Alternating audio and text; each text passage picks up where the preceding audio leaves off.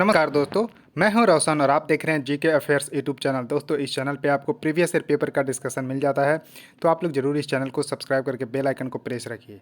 दोस्तों, आज हम जो पेपर डिस्कस करेंगे वो है DFCCIL में जो रिक्रूटमेंट हुई थी 2021 में, उसका पेपर हम डिस्कस करेंगे एग्जीक्यूटिव ऑपरेशंस एंड BD का, जो कि 28 सितंबर 2021 को सेकंड शिफ्ट में हुआ था। इसमें जनरल साइंस के जितने भी प्रश्न पूछे गए थे उसको हम एक एक करके डिस्कस करेंगे, तो आप लोग जरूर इसको देखिएगा। और देखिए, बहुत सारे जो है यहाँ पर प्रीवियस पेपर मैंने डिस्कस किया है, जैसे कि जीके का पूरा रेलवे और DFCCIL से रिलेटेड को पूरा जो है मैंने अपलोड कर दिया है वीडियो, तो उसको ज़रूर देख लीजिएगा।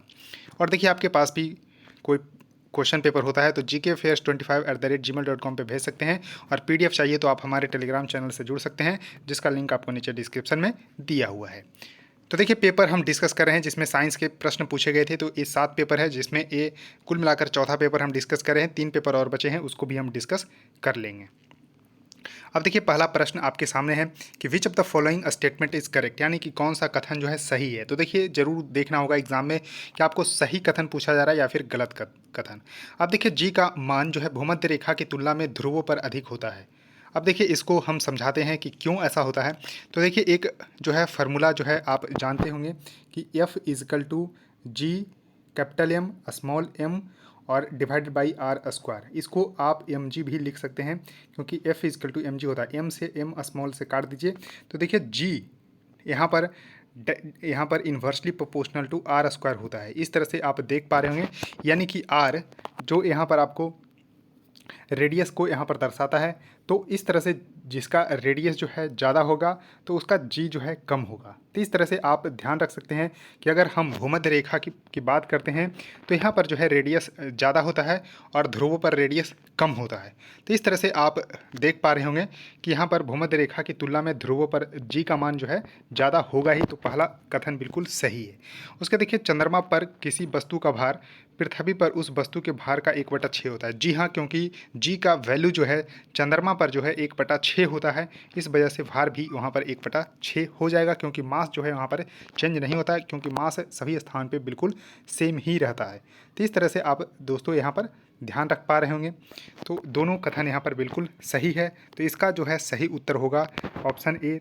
1 और 2 दोनों बिल्कुल सही है। आई होप आपको समझ में आ गया होगा। उसके देखिए, नेक्स्ट क्वेश्चन आपके सामने है कि निम्नलिखित में से कौन विद्युत का सुचालक नहीं है। अब देखिए, सुचालक नहीं है पूछा जा रहा है, यानी कि इसमें से कौन सा कंडक्टर ऑफ इलेक्ट्रिसिटी नहीं है। तो देखिए, यहाँ पर सोना है, चांदी है, लोहा है, तो तीनों। और चांदी तो यहाँ पर बेस्ट कंडक्टर ऑफ यहाँ पर इलेक्ट्रिसिटी होती है, लेकिन इस महंगे होने के कारण हम जनरली जो है कॉपर का यूज़ करते हैं। तो इस तरह से कांच यहाँ पर जो है कंडक्टर नहीं है, ये इंसुलेटर की श्रेणी में आता है। इसको जरूर ध्यान रखिएगा, यानी कि कुचालक की श्रेणी में आता है, तो इसको जरूर ध्यान रख लीजिएगा। तो यहाँ पर करेक्ट उत्तर होगा ए, कांच इसका सही उत्तर होगा। उसका देखिए, नेक्स्ट क्वेश्चन आपके सामने है कि समतल दर्पण द्वारा बनाई गई छवि जो है कैसी होती है। तो देखिए, समतल दर्पण जैसे कि आप लोग जो है मिरर देखते होंगे सुबह शाम जो है, तो यहाँ पर क्या होता है कि यहाँ पर आपको जो है सीधा दिखता है। तो सबसे पहले ध्यान रखना होगा कि क्या दिखता है, तो सीधा दिखता है और वस्तु के समान आकार का ही दिखता है। वस्तु के समान आकार का ही दिखता है, तो इसको जरूर ध्यान रखिएगा, यानी कि erect and the same size of the object. तो करेक्ट उत्तर इसका डी सही होगा, इसको जरूर ध्यान रखिएगा। और देखिए, अगर एक क्वेश्चन और पूछा जाता है यहाँ पर कि अगर पूरी प्रतिबिंब आपको देखनी है प्लेन मिरर में, तो कितना साइज का यहाँ पर प्लेन मिरर चाहिए आपको। तो देखिए, जितनी आपकी हाइट है उसकी अगर हाफ साइज़ का जो है ले आते हैं मिरर, तो आपको फुल साइज़ आपको दिखेगी। तो ऐसा, यानी कि अगर 5 फीट का आप हैं तो 2.5 फीट का मिरर रखिए, आपको फुल इमेज वहाँ पर दिखाई देगी। तो ये आपको कॉन्सेप्ट जो है ज़रूर ध्यान रखना होगा। उसके देखिए, नेक्स्ट क्वेश्चन आपके सामने है कि निम्नलिखित में से कौन सा जीवों का साम्राज्य है, यानी कि जो किंगडम ऑफ ऑर्गेनिजम्स है। तो देखिए, यहाँ पर आपको ध्यान रखना है कि 5 जो है किंगडम जनरली माने जाते हैं, जो कि विटेकर के द्वारा जो है दिए गए थे, जिसमें कि आपको मोनेरा, प्रोटिस्टा, फंजाई, प्लंटी और एनिमेलिया है। तो यहाँ पर देखिए, मोनेरा भी है, प्रोटिस्टा भी है, तो यहाँ पर दोनों कथन बिल्कुल सही होगा। तो इसको जरूर ध्यान रख लीजिएगा, यानी कि ये इसका सही उत्तर हो जाएगा। उसका देखिए, नेक्स्ट क्वेश्चन आपके सामने है कि यहाँ पर किसका जो है रासायनिक नाम जो है सोडियम हाइड्रोजन कार्बोनेट होता है। तो देखिए इस सोडियम हाइड्रोजन कार्बोनेट यानी कि NaHCO3 इसको लिखते हैं। तो ये देख पा रहे होंगे कि जैसा कि ये सोडियम बाइकार्बोनेट भी इसको बोलते हैं और ये होता है खाने का सोडा। तो करेक्ट उत्तर इसका सी होगा। तो ध्यान रखिएगा खाने का सोडा। अब देखिए धोवन सोडा यानी कि धुलाई का सोडा होता है Na2CO3 इंटू 10H2O। तो इस तरह से आपको ध्यान रखना है। और साधारण नमक का NaCl होता है। ब्लीचिंग पाउडर का अगर सूत्र पूछा जाए तो CaOCl2 होता है। तो इसको भी ध्यान रख लीजिएगा, बहुत ही इंपॉर्टेंट है। उसका देखिए नेक्स्ट क्वेश्चन आपके सामने है कि पत्ती का वह भाग जिसके द्वारा वह तने से जुड़ा होता है। तो देखिए तने से जो जुड़ा होता है उसको यहाँ पर पेटियोल यानी कि डंठल बोलते हैं। तो करेक्ट उत्तर इसका ये सही होगा। अब देखिए अब चित्र की तरफ चलते हैं कि इस तरह से आपको ध्यान रखना है। तो देखिए ये आपको स्टेम है यानी कि तना है जैसा कि देख पा रहे होंगे, और ये आपको पत्ती है। तो देखिए ये जुड़ा हुआ है तो पेटियोल यानी कि डंठल से जुड़ा हुआ है। तो इसको ध्यान रखिएगा। ये लीफ लेमिना है। उसका देखिए ये टिप ऑफ द लीफ है। ये देखिए ब्लेड है, ये जो आपको किनारे दिख रहा होगा ये आपको वेन है। उसका देखिए ये मिड रिब है। तो इस तरह से आपको सभी जो है देखने को मिल रहा होगा। और देखिए ये छोटी छोटी कली जैसे जो होती है एस्टिपल्स होते हैं। तो इसको भी ध्यान रख लीजिएगा। तो देखिए सभी यहाँ पर आपको तकरीबन ध्यान रखना है। तो बहुत ही इंपॉर्टेंट है, चित्र के माध्यम से ध्यान रखिए। उसका देखिए क्या है क्वेश्चन कि अल्कली मेटल्स में क्या होता है। तो देखिए अल्कली जो मेटल्स होते हैं तो उनका जो है गलनांक कम होता है और घनत्व भी कम होता है। तो करेक्ट उत्तर इसका दोनों सही होगा, यानी कि 1 और 2 दोनों सही होगा। अब देखिए क्षार धातुओं जो है यहाँ पर क्योंकि पानी के साथ प्रतिक्रिया करने पर क्षार बनते हैं, इसलिए क्षार धातुएं यहाँ पर कहलाती है, यानी कि अल्कली मेटल्स होते हैं उसको हिंदी में क्षार धातु बोलते हैं। क्यों ऐसा होता है? क्योंकि पानी के साथ प्रतिक्रिया करने पर क्षार बनते हैं। अब देखिए जो यहाँ पर अल्कली मेटल्स होते हैं जनरली 6 होते हैं। तो 6 होते हैं। अब देखिए यहाँ पर 6 का यहाँ पर पीरियोडिक टेबल मैंने दिखा रहा हूँ। तो देखिए पीरियोडिक टेबल में जैसा कि आप देख पा रहे होंगे कि लिथियम, सोडियम, यहाँ पर पोटेशियम, रुबिडियम, सीजियम और फ्रांसियम, ये 6 जो एलिमेंट्स हैं इसको बोलते हैं अल्कली मेटल्स। तो इसको ध्यान रखिएगा। अब देखिए एक को हम करके दिखाते हैं आपको कि यहाँ पर पानी के साथ प्रतिक्रिया करना है। देखिए अगर Na उसके बाद हम बात कर लेते हैं कि प्लस H2O से प्रतिक्रिया करते हैं तो क्या क्षार बन जाता है? तो जी हाँ। तो यहाँ पर देखिए NaOH बन जाता है। तो इस तरह से H आपको बन जाता है तो क्षार बन जाता है। तो इसको ज़रूर ध्यान रखिएगा। उसका देखिए नेक्स्ट क्वेश्चन आपके सामने है कि मोमबत्ती की लौ के पूर्ण दहन के बाहरी क्षेत्र का रंग कैसा होता है। अगर मोमबत्ती जल रही है तो उसके पूर्ण दहन होने के, देखिए पूर्ण दहन ध्यान रखिएगा, क्योंकि अगर पूर्ण दहन नहीं होता है तो येलो कलर का दिखता है। अगर पूर्ण दहन होता है तो इस तरह से आपको बाहरी क्षेत्र का रंग जो है कैसा दिखेगा। तो दोस्तों बाहरी क्षेत्र का रंग नीला दिखेगा, यानी कि ब्लू दिखेगा। तो इस तरह से ध्यान रखिएगा। अब देखिए इसका जो है चित्र के माध्यम से समझ सकते हैं। ये देखिए आपको मोमबत्ती है जो कि वैक्स का बना है। उसका देखिए innermost zone of the unburned wax vapours वो ब्लैक कलर का होता है क्योंकि यहाँ पर जलता नहीं है। उसका देखिए मिडिल जोन जिसमें पार्सल कम्बशन होता है तो येलो कलर का होता है, और आउटर जोन जहाँ पर कंप्लीट कम्बशन होता है तो ब्लू। तो ध्यान रखिएगा अनबर्न्ड पोर्शन होगा तो काला उसका कलर होगा। अगर पार्शियल यानी कि आधा इस तरह से जलता है तो येलो कलर का होता है, कंप्लीट कम्बशन होता है तो ब्लू कलर का। यानी कि तीनों आपको जरूर ध्यान रखना है। तो इस तरह से आपको ध्यान रखना। अब देखिए यहाँ पर हॉटेस्ट पार्ट यहाँ पर होगा जहाँ पर कंप्लीट कम्बशन होगा, मॉडरेटली पार्ट बीच में होगा और लिस्ट हॉट यहाँ पर नीचे होगा। तो इस तरह से आपको ध्यान रख लेना होगा। अब देखिए नेक्स्ट क्वेश्चन है कि अवतल दर्पण यानी कि अगर हम बात करते हैं कि कनकव मिरर में वस्तु की स्थिति और प्रतिबिंब की आकार का निम्नलिखित में से कौन सा युग्म सही है। तो देखिए सही अगेन पूछा जा रहा है। तो देखिए अगर हम वस्तु अनंत पे रखते हैं तो उसका जो है पॉइंट साइज का इमेज बनेगा, और अगर सी से पर यानी कि बियॉन्ड सी रखते हैं तो यहाँ पर साइज़ कम हो जाएगा। तो दोनों देखिए बिल्कुल सही है। अगर हम अनंत पे रखते हैं यानी कि इन्फिनिटी पे रखते हैं तो बिंदु आकार का बनेगा इसका प्रतिबिंब, और अगर सी से परे रखते हैं तो यहाँ पर साइज उसका कम हो जाएगा। तो दोनों बिल्कुल सही हो जाएगा। उसका देखिए नेक्स्ट क्वेश्चन है कि विद्युत परिपथ में अत्यधिक धारा का निम्नलिखित में से कौन सा कारण है। अगर यहाँ पर हम बात करते हैं कि इलेक्ट्रिकल सर्किट में एक्सेसिव करंट हो जाती है यानी कि अत्यधिक धारा हो जाती है तो उसके कारण क्या है। तो देखिए डायरेक्ट टचिंग ऑफ वायर यानी कि तारों का सीधा स्पर्श इसका कारण है। उसके बाद एक ही सॉकेट से कई उपकरणों का कनेक्शन यानी कि connection of the many devices to a single socket. तो देखिए दोनों यहाँ पर बिल्कुल सही है। तो करेक्ट उत्तर इसका ए सही होगा। इसको जरूर ध्यान रख लीजिएगा, बहुत ही इंपॉर्टेंट क्वेश्चन था। उसके देखिए नेक्स्ट क्वेश्चन है कि रदरफोर्ड परमाणु मॉडल के संबंध में कौन सा कथन सही नहीं है। अब देखिए यहाँ पर सही नहीं पूछा जा रहा है। तो यहाँ पर पहला देखिए जो स्टेटमेंट है कि ऋणात्मक और धनात्मक आवेश परिणाम में समान होते हैं। तो ये देखिए यहाँ पर आपको ध्यान रखना है कि ये बिल्कुल गलत है, ऐसा नहीं होता है। उसके देखिए नाभिक का आकार परमाणु के आकार की तुलना में बहुत छोटा है, बिल्कुल सही है, बहुत छोटा होता है नाभिक का आकार। परमाणु में एक धनावेशित केंद्र होता है जिसमें नाभिक होते हैं। तो देखिए यहाँ पर नाभिक में प्रोटॉन और न्यूट्रॉन होते हैं। प्रोटॉन यहाँ पर जो है धनावेशित होता है। उसके बाद इलेक्ट्रॉन नाभिक के चारों ओर वृत्ताकार पथ में घूमते हैं। जी हाँ, ये नाभिक होता है, इसमें जो है इलेक्ट्रॉन जो है चारों तरफ घूमते हैं। तो तीनों देखिए यहाँ पर बी, सी और डी सही है, जबकि पहला स्टेटमेंट यहाँ पर गलत है। तो करेक्ट उत्तर इसका ये होगा, क्योंकि यहाँ पर गलत जो है कारण ही पूछा गया है, कथन पूछा गया है। उसका देखिए नेक्स्ट क्वेश्चन है कि निम्नलिखित में से कौन सा कथन सही है। अब देखिए सही कथन यहाँ पर पूछा जा रहा है। तो यहाँ पर देखिए आपतित किरण आपतन बिंदु पर अभिलंब और परावर्तित किरण सभी एक ही तल में होते हैं, बिल्कुल सही है। और ये लॉ ऑफ रिफ्लेक्शन है, यानी कि परावर्तन के नियम इसको बोलते हैं। और आपतन कोण सदैव परावर्तन कोण के बराबर होता है। तो जी हाँ, बिल्कुल दोनों सही है। अब देखिए इसको हम लॉ ऑफ रिफ्लेक्शंस यानी कि परावर्तन के नियम से देखते हैं। तो देखिए angle of the reflected ray equal to the angle of the incident ray with respect to normal. The incident ray, reflected ray and the normal all lie in the same plane, यानी कि एक ही plane में होते हैं। The incident and the reflected ray are the opposite side of the normal. अगर हम बात करते हैं तो यहाँ देखिए अगर नॉर्मल है तो देखिए अपोजिट साइड में ए इंसिडेंट रे है और ए जो है रिफ्लेक्टेड रे है, तो दोनों देखिए अपोजिट साइड में है, लेकिन दोनों जो है एंगल यहाँ पर समान होगा और देखिए एक ही प्लेन में होगा। तो इसको भी जरूर ध्यान रख लेना है, तीनों नियम यहाँ पर बिल्कुल याद रखना है। उसके देखिए नेक्स्ट क्वेश्चन आपके सामने है कि निम्नलिखित में से कौन सा संबंध सही है। अब देखिए संबंध यहाँ पर पूछा जा रहा है कि कौन सा बिल्कुल यहाँ पर सही है।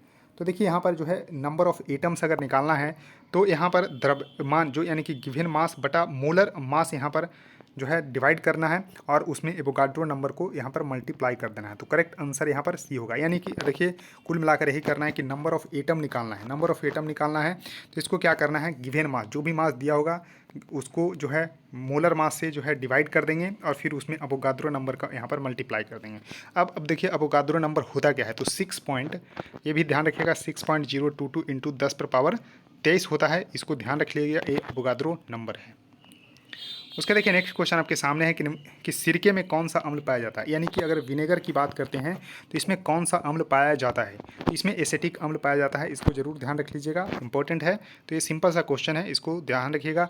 अब देखिए दूध में लैक्टिक अम्ल पाया जाता है, जो चींटी काटती है तो उसमें फॉर्मिक अम्ल होता है। और यहाँ पर आपको ऑक्जेलिक अम्ल, यानी कि देखिए टमाटर में वैसे जो है एसिटिक अम्ल, ऑक्जेलिक अम्ल तो इस तरह से पाए जाते हैं, लेकिन टमाटर में मुख्यतः जो है यहाँ पर ऑक्जेलिक एसिड ही पाया जाता है।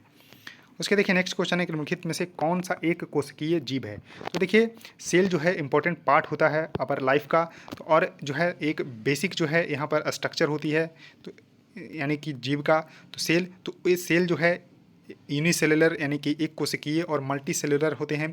तो एक कोशिकीय जीव अमीबा भी है और पैरामीशियम भी है। अमीबा और पैरामीशियम जो है दोनों जो है यहाँ पर आपको एक कोशिकीय जीव देखने को मिलते हैं। तो दोनों यहाँ पर कथन अगेन बिल्कुल सही है, तो करेक्ट उत्तर इसका ए सही होगा।